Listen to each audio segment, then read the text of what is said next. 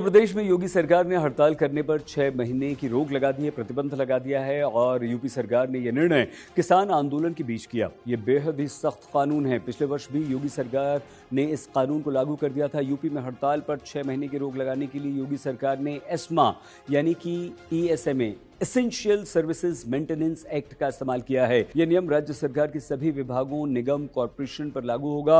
हड़ताल पर रोक लगाने वाला नोटिफिकेशन भी जारी उत्तर प्रदेश की सरकार ने कर दिया है और पिछले वर्ष भी यूपी सरकार ने एस्मा एक्ट लागू कर हड़ताल पर रोक लगा दी थी। तब बिजली विभाग के कुछ कर्मचारी हड़ताल पर चले गए थे। उन्हें रोकने के लिए सरकार ने ये काम किया था। हम आपको ये बता दें दोस्तों कि एस्मा वर्ष 1968 में संसद में पास हुआ था। इसका इस्तेमाल कर कोई भी राज्य अपने यहाँ हड़ताल करने पर प्रतिबंध लगा सकता है। इसे एक बार में 6 महीने तक लागू किया जा सकता है, यानी कि एक बार लागू कीजिए, 6 महीने तक कोई हड़ताल नहीं कर पाएगा। इस कानून को लाने का उद्देश्य था देश में बिजली सप्लाई, ट्रांसपोर्टेशन, मेडिकल सर्विसेज समेत जरूरी सेवाओं के मेंटेनेंस को सुनिश्चित करना। यह कानून राज्य सरकारों को जरूरी सेवाओं को बाधित करने वालों के विरुद्ध गिरफ्तारी और मुकदमा चलाने समेत सख्त कार्रवाई करने का अधिकार देता है। जरूरी सेवाएं आप किसे कहते हैं, ये महत्वपूर्ण प्रश्न है।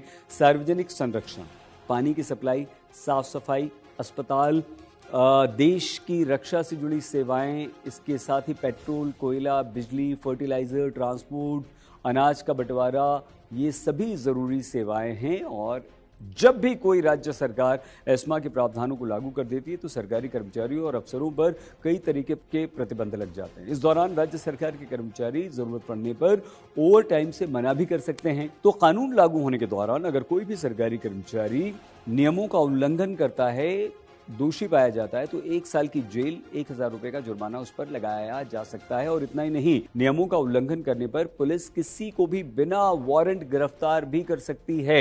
हम आपको ये भी बता दें कि MSP पर आप जानते ही होंगे कि लीगल गारंटी के साथ साथ कई और मांगों को लेकर किसान एक बार फिर से इन दिनों सड़कों पर हैं। किसान संगठनों ने 13 फरवरी को दिल्ली चलो का आह्वान किया था। तब से बॉर्डर्स पर बैठे हैं, लेकिन पुलिस ने पंजाब और हरियाणा बॉर्डर्स पर ही किसानों को रोक दिया।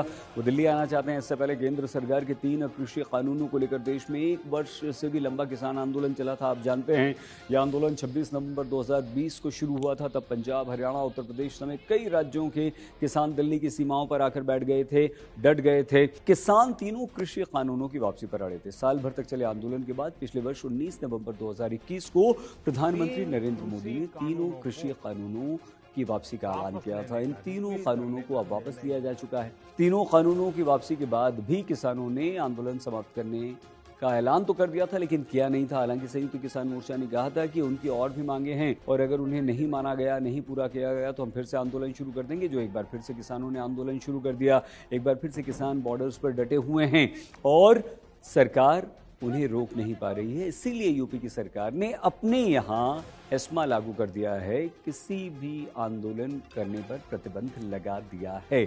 अपना प्लीज बहुत ख्याल रखिएगा। नमस्कार।